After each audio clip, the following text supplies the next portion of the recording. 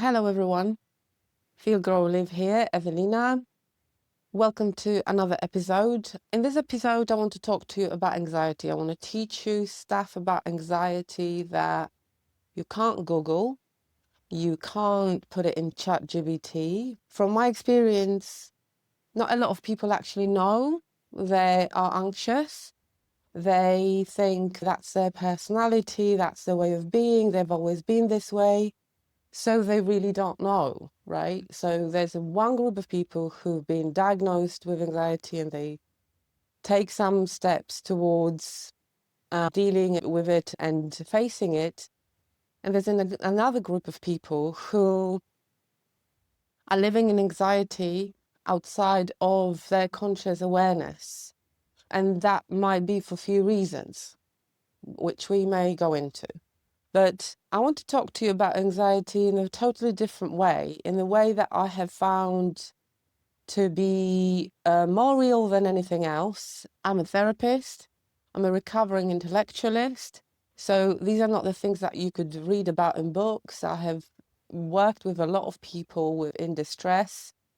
I have worked in mental health profession in the UK. So I have gathered a lot of data and I have sat in front of a lot of people while they were suffering, right? My general take on this is that your nervous system gets programmed from very, very early on to certain responses, right? So when you were a child and the environment that you were growing up in programmed your nervous system to deal with stress in a certain way. For a lot of us, this is anxiety, right? So if you think you know it all about your anxiety and your mental health, don't watch it, it's not for you. But if you want to find out some insights from therapy room, from working with people, then keep watching. There'll be a lot of tips, there'll be a lot of things to think about. My main goal here is not to give you all the answers, but to get you curious about the answers, because we need to get curious about ourselves, right? You have a relationship with yourself.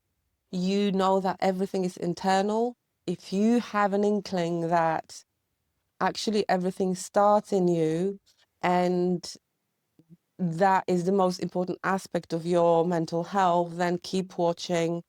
I'll make sure that I deliver on my promise. And my promise is that after this video, you're going to be left with some food for thought, and you're going to be left with some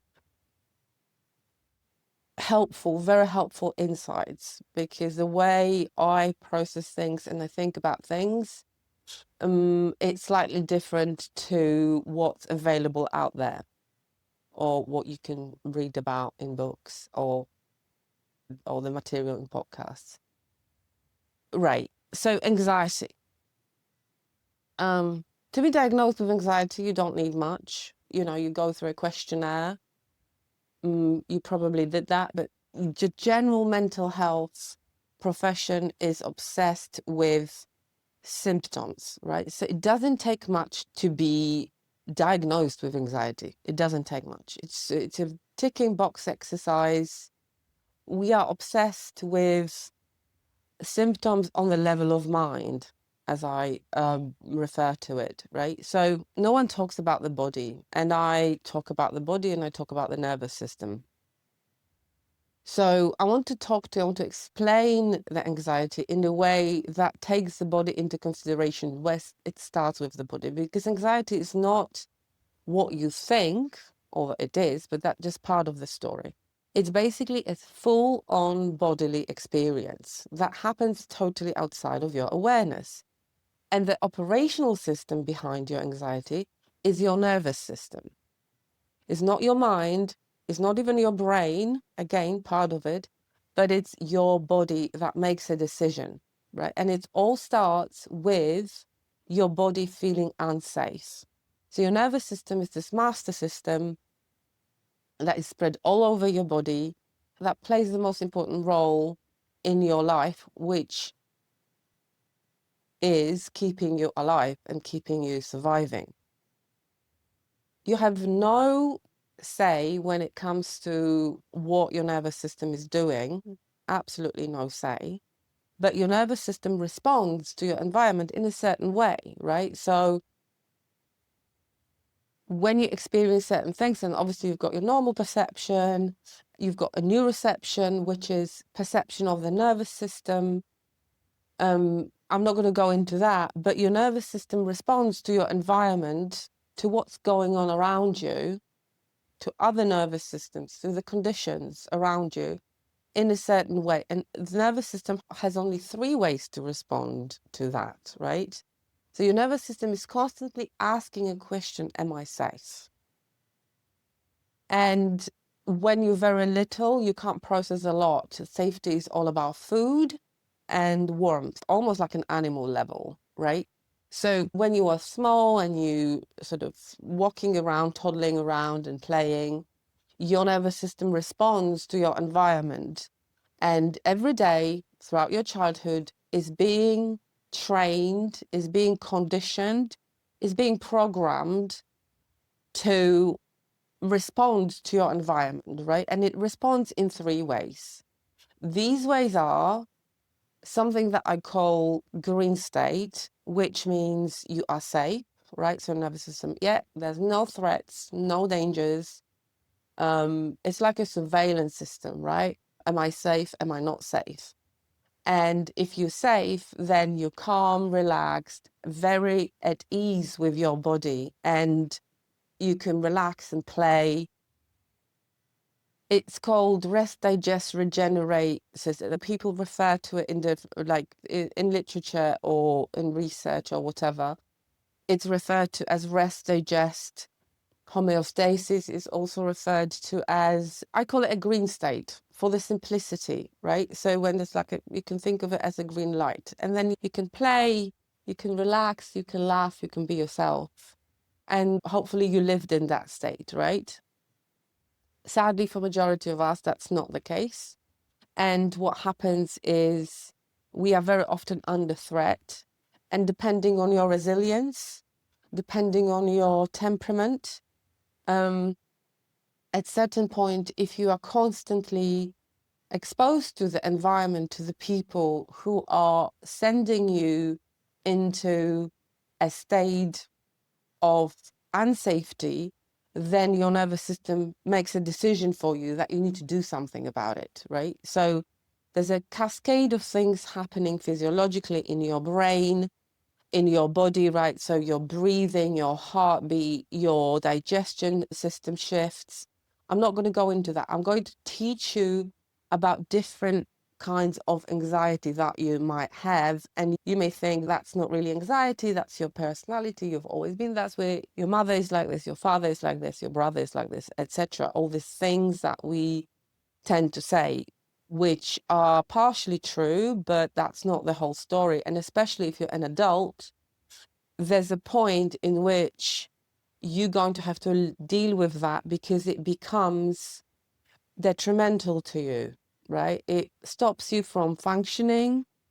It gets in the way of you sleeping, working, thinking clearly, etc.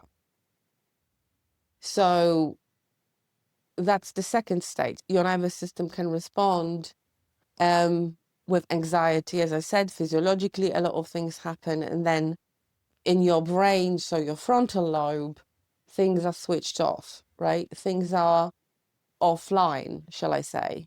So you can't concentrate, you can't plan, you can't think clearly, you can't have a perspective, you only have perception, and a lot of higher thinking processes that are normally happening, they can't happen because your nervous system reorganized itself for being under threat, right? And again, outside of your awareness, you don't know. It happens in milliseconds. The extreme form of it would be, if you get scared or frightened. So, you being in a situation where this is like high intensity, high stress situation, and your body then responds. So I want to talk to you about different levels of anxiety, different kinds of anxiety, different categories of anxiety. I don't see this talked about. And this could be the answer to why, if you're trying to overcome anxiety and if you thinking like, right, so what do I have to do? So for example, if you can't concentrate, then you're trying to make more to-do lists and you're trying to download another app to organize yourself, or you're trying to do all these things, but they're not working because you're not addressing this on a root cause level, which is in your nervous system. So people would normally say, okay, so what shall I do? What advice would you give me? Well, that depends on which kind of anxiety do you have. And the kinds of anxiety I'm talking about are, you may have heard about it a little bit, but it's fight, right? So I call it F1, fight mode, flight mode, freeze mode, and fawn mode. Physiologically speaking, the same things are happening in your nervous system, but you respond to it in a completely different way on the behavioral level and on the level of mind, right? So people say, oh, I was in fight and flight. No such things. These are two distinctive ways of dealing with stress, right? So let me give you a bit more context. People are very different. People are very different when it comes to temperament, like what sort of energy they're holding, how much energy they're holding in their system, in themselves. On a sort of level of psyche, they have different personalities, let's call them, and different genetic predispositions, right? So what I'm talking about here is that your nervous system is under stress, and the solution you're going to choose on a behavioral level is going to be different. So you will have a predominant state, and it will be fight, flight, freeze, or fawn, right? Generally speaking, people are very consistent when it comes to their predominant state in anxiety, predominant mode of anxiety. So people who are in fight mode, as the name implies, you know, an animal would fight, right? And there are people who do fight, that's for sure, when they're under threat. But today there's no tiger chasing you, right? The threat is psychological. Very often it's overstimulation, but we're not going to go into this. But you will have a predominant state. And that means that you, in this restless state, your body is restless, and you deal with stress by taking action and doing things. What they are, that depends on your environment, context, job, etc. Right? But these are people who never stop. They're constantly moving, their body is moving, they take action, they commit to everything, they're almost like a moving target. So the nervous system is under threat, is stressed, and we don't know what that is at this point, but you feel this sort of emergency inside of you, this restlessness where you just can't stop doing something. It could be pointless, it could be useless, but you're doing it anyway, right? Because at this point, you see, your brain is not working. Your brain cannot stop and think, right, what's the point of this? What's the meaning of this, what I'm doing? It doesn't matter, because this is all unconscious. Your nervous system makes decisions for you. You have no say what you've done. I mean, if you do, let me know. But what decisions have you actually made for yourself in terms of how to respond to the world and to what was happening in your life, to what spouse do you choose, etc., etc., what partner do you choose? That's like a primary programming of your nervous system. Okay. And if you are in this group of F1, so fight mode, that can manifest itself in a lot of different ways. The main theme here is you cannot stop moving, you cannot stop taking action, you overcommit, you're doing everything, you're always up for anything. And that carries a certain set of problems with itself, because as people, when we do something, when we make certain choices, consciously or unconsciously, we will overdo it, right? The answer to this is consciousness, is being aware of this, but we will overdo it. So, for example, you may have a hero syndrome. What that means is like you always everywhere for everybody. You always up for to go out for a drink, at work, for a new project, new job, new friends, new place to go to, etc. Right? So you are constantly in motion. And that is a very exhausting way of being. So your body is in anxiety and your mind is anxious as well, which I'm not going to focus too much on here, but your mind is an extension and your brain is an extension of your nervous system. It doesn't function in a vacuum. So if you in the fight mode, and I know a lot of people who are, I call them, and I'm one of them basically, but I call them chaos people. So I would never stop. I could not rest, right? Because as I said, this way of dealing with threat, with excess energy, because anxiety is excess energy in your system. So you're constantly moving and constantly doing something, overcommitting, and then you crash. Every day you crash more than once, probably, right? You can't rest. You don't rest unless you're exhausted. You don't stop unless something stops you.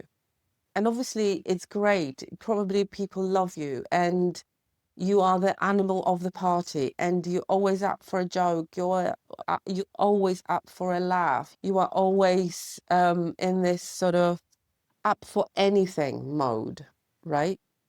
But it is exhausting. You experience burnout on a physical level and you don't know what your needs are because it becomes your identity and it becomes your personality, right? So you may have even forgotten that that's anxiety, or you don't even know that. I know a lot of people like this. So I want you to think about it. If you're not one of them, you probably know these people, like who never stop, or they're always like everywhere at once. They try to be. And unless things crash, they don't stop, right? And if they do, not for long. It's very difficult to rest for you. It's very difficult to be in the present moment. Your nervous system has been programmed to deal with stress, to deal with life by taking action. And we just, as people, we take it to extreme, right? So that's the fight mode of the anxiety. That's the type, right?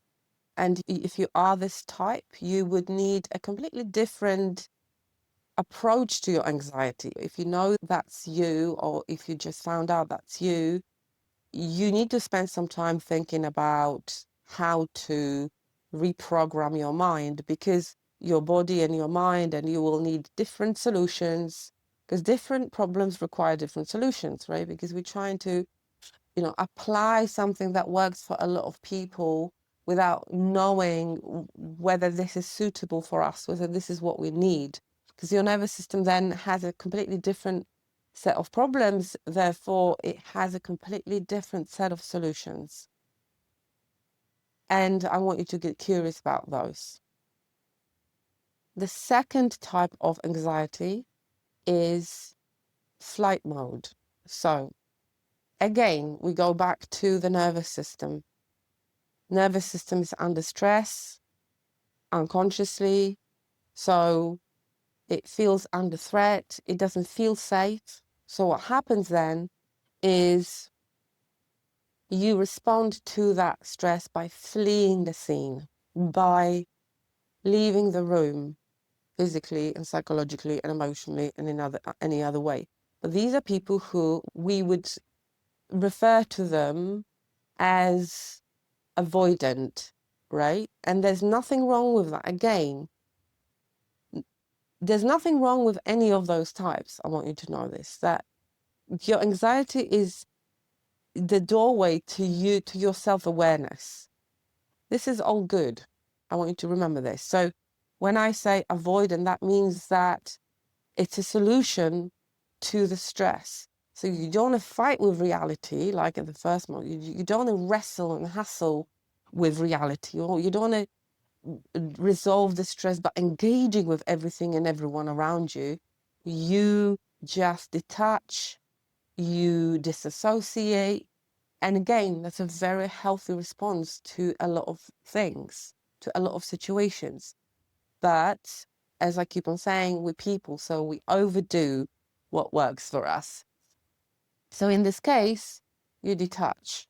The fight mode people, they engage with their reality, with their problems or perceived problems or perceived issues that people, places, things.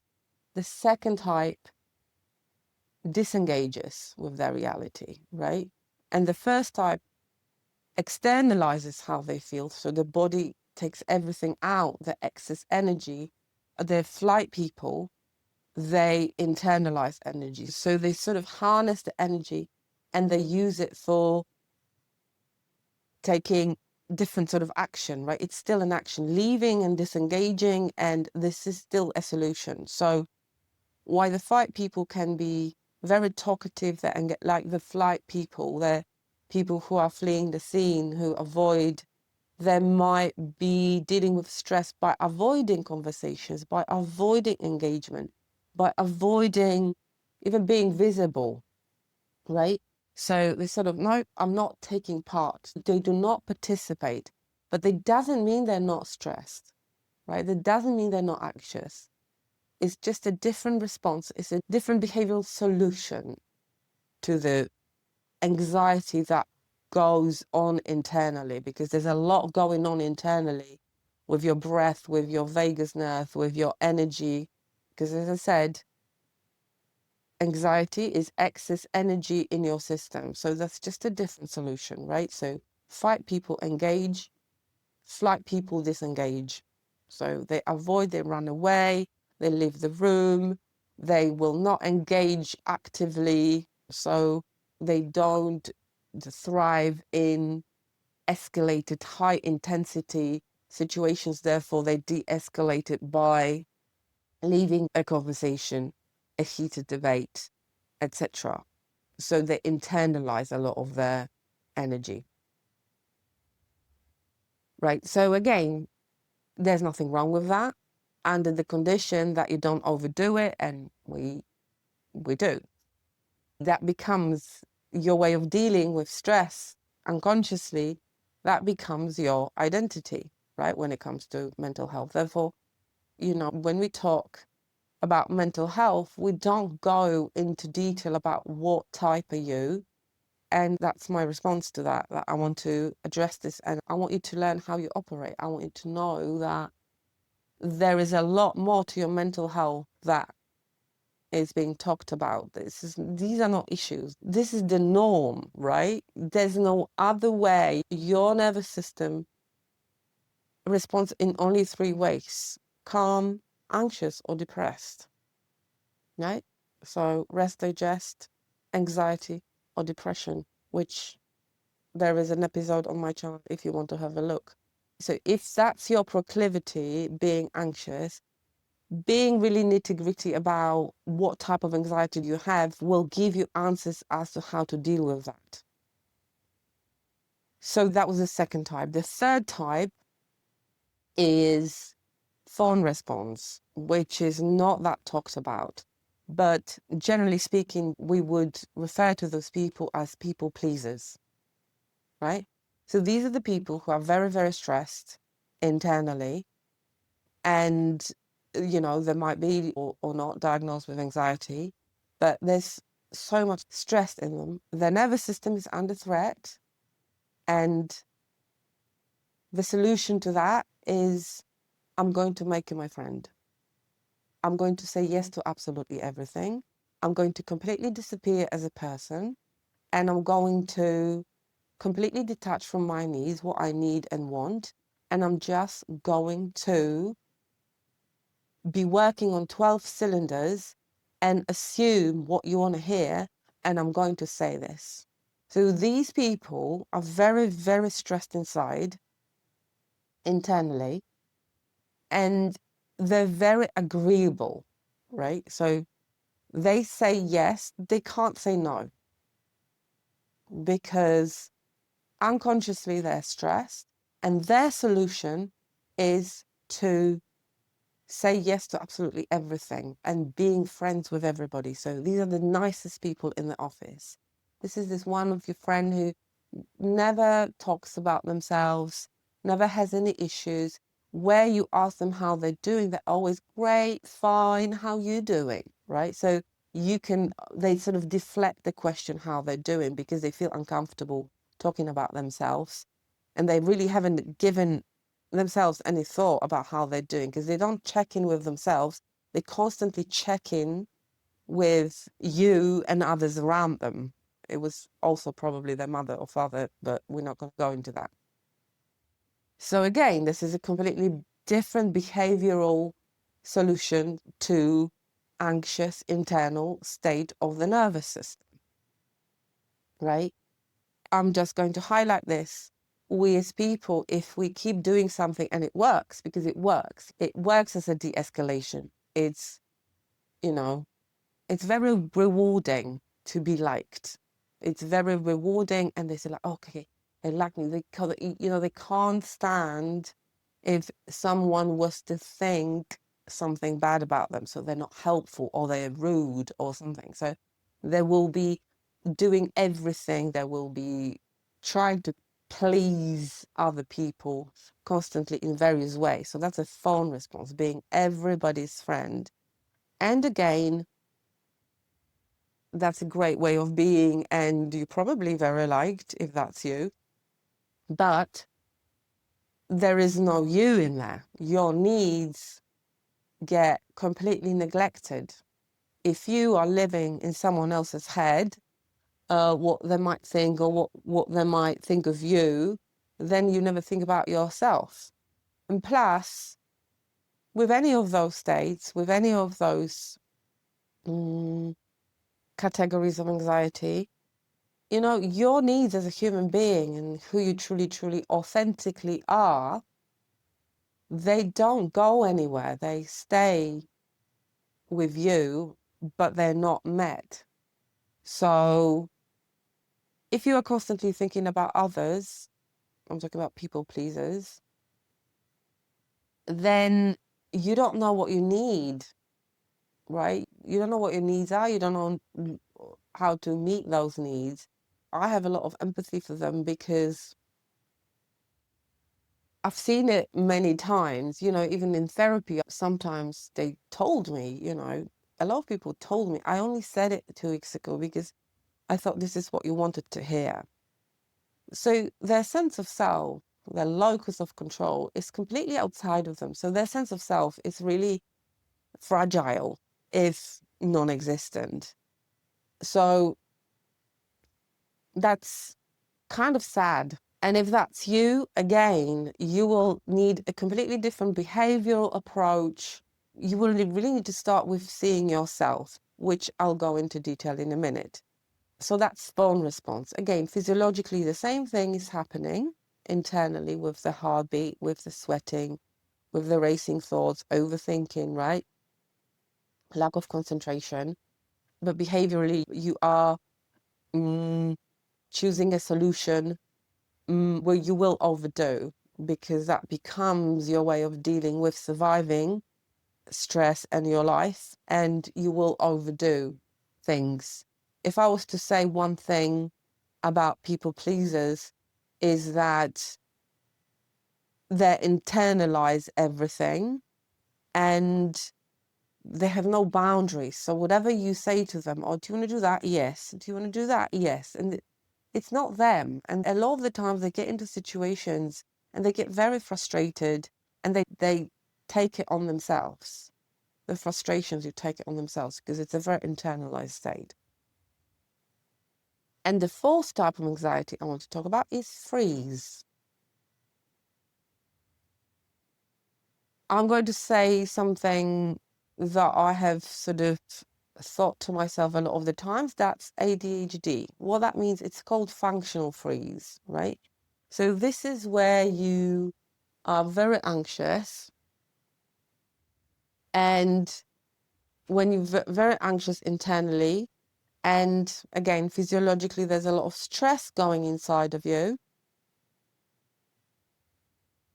and you are taking action, right? Because anxiety, there's a lot of energy, so you need to do, your body needs to do something with this energy. You need to discharge it somehow. So you discharge it by overwhelming yourself with to-do lists or tasks, but you stop and start.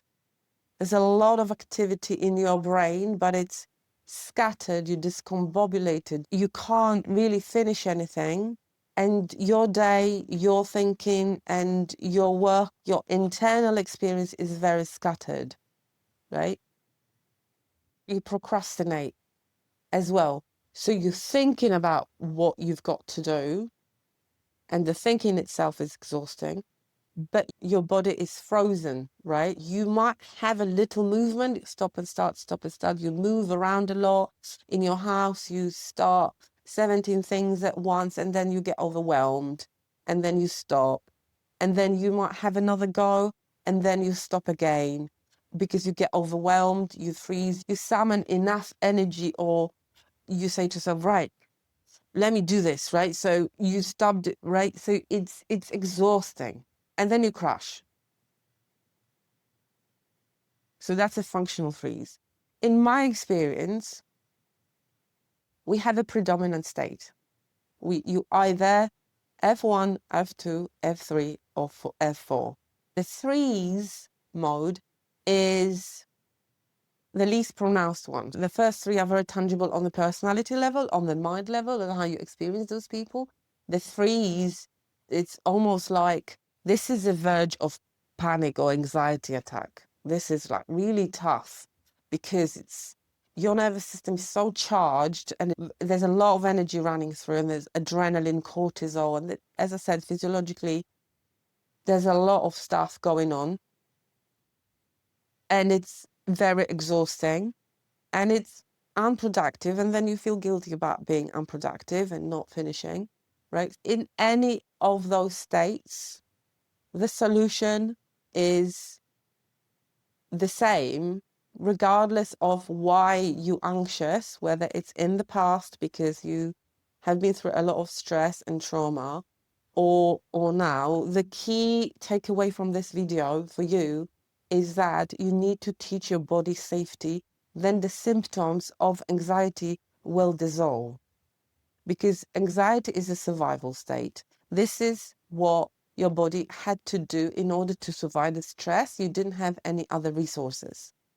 So everything we talked about, obviously there's a mind level as well. You can't concentrate. You can't change anything. And the whole thing here is about choice. If you are choosing to say yes to this person, to the new project, if you're a people pleaser, that's great. But a lot of the times, the way to know whether you are in a survival anxiety mode is to whether that's your choice, whether that is your chosen response, or this is the automated survival response to your environment. So the F1 people, fight people, are you committing to something because you have decided and you gave it some thought and you thought, okay, I can really commit, I have time and I have space? Usually the answer is no, you committed to something and then you running like a headless chicken and drinking 17 coffees because you committed to something, because this is how you operate, right? Flight people, have you chosen to leave the meeting when you really wanted to say something? Or have you really decided, no, that's not for me, I'm leaving, that's my decision, right? Again, choice, the element of choice. Think about the choice, because majority of the time, you haven't made the choice. People pleasers, again, is it your choice to say yes to go on a trip that you can't afford, but you want to go because you don't want to say no because they're going to think that you something, I don't know what the story is, one of many. So think about the choice and make your anxiety conscious. Think about how you operate. Everything starts with the nervous system, and in the freeze mode as well. Not another to-do list. No. The best solution for freeze mode is to take a shower, to reset your nervous system. One thing I can say, in today's world, it's impossible not to experience this, but the solution is to teach your body safety, because at some point your body felt unsafe and went into anxiety.